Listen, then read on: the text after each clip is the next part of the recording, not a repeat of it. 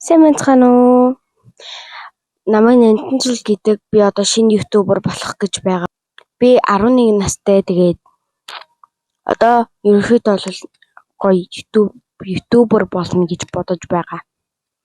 Тийм сонирхолтой хөт байна. Фэвэ гэж мэддэг байх. Би л авдаг бүр ингээд багасаа үздэг байсан. Багасаа гэж хэдтэй нийтлээ. Ер нь бол яг гарснаас нь үздэг. Яг тэр чиг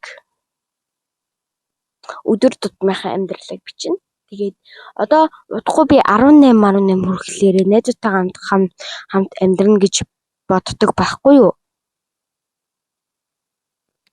Найзуудтайгаа хамт амьдрна гэж боддог. Тэгээд манай найзууд бөөнөр бол гарыг бөөнөрөө сайхан юу лээ том болоод бөөнөр хамт амьдрий гэж ярьдаг байхгүй юу? Бүгд. Тийм учраас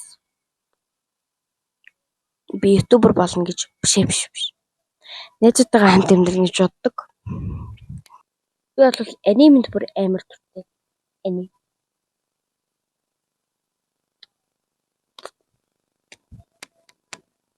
За дараагийнхаа бичлэгээр уулзлаа. Түр баяртай.